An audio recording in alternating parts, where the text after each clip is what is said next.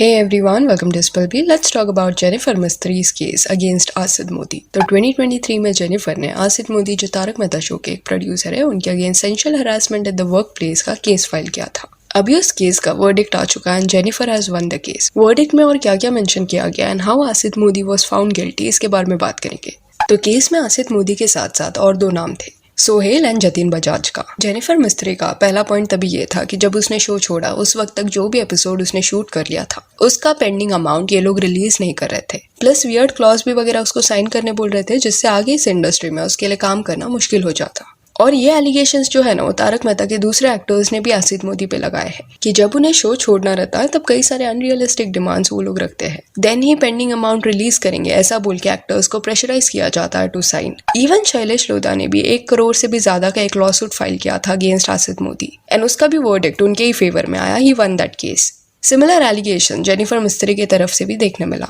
उसके बाद दूसरा पॉइंट था हरासमेंट का। शी सेड कि आसिद मोदी कई बार इनअप्रोप्रिएट कमेंट्स करते थे उसको लेके। जैसे एक बार पूरी टीम ना अब्रॉड गई थी शूटिंग के लिए एंड अकेले में जेनिफर को ही सेड कि रात को रूम में आ जाओ, साथ में ड्रिंक्स करेंगे। देन एक इंसिडेंस भी ऐसा हुआ जहाँ पे ही टोल्ड हर कि you are looking beautiful, even your lips are looking beautiful, I feel like holding and kissing them, and this behavior was actually appalling। Jennifer का जिस दिन मैरिज एनिवर्सरी था ना उस दिन भी आसिद मोदी ने ऐसा कोई लूज कमेंट उस पर पास किया था। तो all this was very shocking for Jennifer. And और एक इंसिडेंस जेनिफर के साथ ना तारक मेहता के सेट्स पे हुआ था जहाँ पे उसे सोहेल एंड एक एग्जीक्यूटिव प्रोड्यूसर ने घर जाने से रोका था, उसके कार को गेट से बाहर नहीं जाने दिया। In a way against her will she was made to stay on the sets. तो किसको अगर घर जाना है उसको ऐसे जबरदस्ती रोकना, this is something that they can not do. चाहे फिर वो कोई भी एक्सक्यूज दे कि शूटिंग कंप्लीट नहीं हुई थी इस वजह से उसको रोक रहे थे, डजंट मैटर। अभी अकॉर्डिंग टू जेनिफर 2023 में केस फाइल करने के बाद उसने कई बार पुलिस के चक्कर लगाए बट केस उसे कुछ आगे बढ़ता हुआ नजर नहीं आया, जिस वजह से जेनिफर एंड उनके लॉयर ने formation of local complaints committee का रास्ता चुना। अभी ये जो कमेटी फॉर्म होती है LCC, वो जनरली वर्क प्लेस में जो ऐसे एसेंशियल हरासमेंट्स फेस करते हैं वो मैटर्स के लिए क्रिएट किया जाता है एंड क्विक रेजोल्यूशन मिले ये कमेटी का मोटिव होता है। The Jennifer Mistry opted for this route and within 4 months Asit Modi was found guilty under the Sexual Harassment of Women at Workplace Act of 2013। अभी पहले तो वर्डिक्ट में ये बताया गया कि जो भी पेंडिंग पैसा था जेनिफर का वो आसिद मोदी को देना पड़ेगा, that too with additional compensation. ये कुछ 25 to 30 लाख है इन टोटल। उसके अलावा 5 लाख अलग से देना पड़ेगा फॉर हरासमेंट। अभी ये वर्डिक्ट ना फरवरी 2024 में ही आ चुका था पर जेनिफर वो सजेस्टेड कि वो मीडिया से अभी बात ना करे,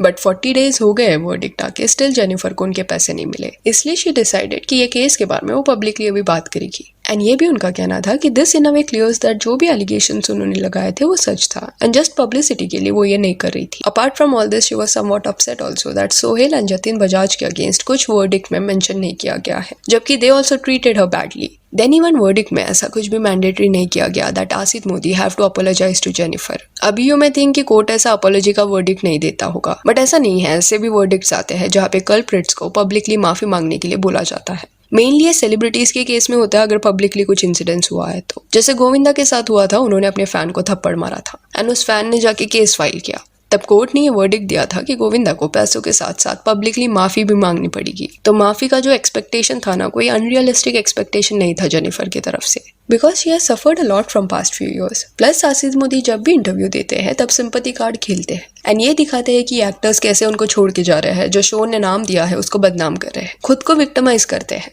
ये डेली शो है, हमको मंडे टू सैटरडे हमारे एपिसोड आ रहे हैं, यानी महीने के 24 एपिसोड और रोज़ नई कहानी बनाओ।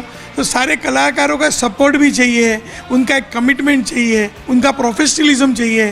तो ठीक है, अभी उनको अपना ये शो से अगर ऐसा लग रहा है कि उनको कुछ और करना है तो मैं नहीं रोक सकता हूँ। सी नो डाउट ये एक्टर्स के मन में ना शो के लिए ग्रेटिट्यूड होगा बट ऐसे कांस्टेंट डिसरिस्पेक्ट एंड टॉर्चर के बाद कोई भी अपना पेशेंस लूज करेगा। ऑल्सो जस्ट एक एक्टर ये नहीं बोल रहा, कई एक्टर्स ये बोल रहे हैं दैट उनके हक के पैसे उन्हें नहीं दिए जा रहे। तो आप यहाँ पे फॉल्ट में हो just that you are not ready to take accountability. Shailesh Lodha ji, तो आज हम लोग एक परिवार की तरह काम करते थे लेकिन अभी कुछ होता है, समय समय की बात होती है। तो क्योंकि मैं अपने सारे आर्टिस्टों को एक परिवार की तरह समझता हूँ। हर टाइम नैरेटिव आप चेंज करते हो और खुद को विक्टिम दिखाते हो। शैलेश लोधा ने भी आसिद मोदी को एक्सपोज किया था इंटरव्यू में ही सेड ओपनली दैट उन्होंने जब शो छोड़ा था Asit Modi wanted him to sign some papers, उसके बाद ही वो उनके ड्यूज क्लियर करेंगे ऐसा बोला गया था। एंड उस पेपर में कुछ क्लॉजेस थे जिसमें मेंशन किया गया था कि शैलेश जी मीडिया से बिल्कुल भी बात नहीं करेंगे इसके बारे में। एंड और भी कई ऐसी चीजें लिखी गई थी जो उनको सही नहीं लगी। देन शो उन्होंने इसलिए छोड़ा क्योंकि शूटिंग जब होता था तब आसिद मोदी अनकल्चर्ड मैनर से ना उनसे बात करते। ये डिसरिस्पेक्ट बिल्कुल भी शैलेश लोधा टॉलरेट नहीं करने वाले थे। Hence he decided to leave this show. अनुराग मेहता का उल्टा चश्मा का कार्यक्रम 14 साल बाद क्यों छोड़ा आपने? रिश्ते कभी नहीं तोड़ता। मेरी 4 पंक्तियां मुझे याद आती है, अब जितना समझना है आप समझ लें कि इससे ज़्यादा मेरा कहन कड़ा हो नहीं सकता।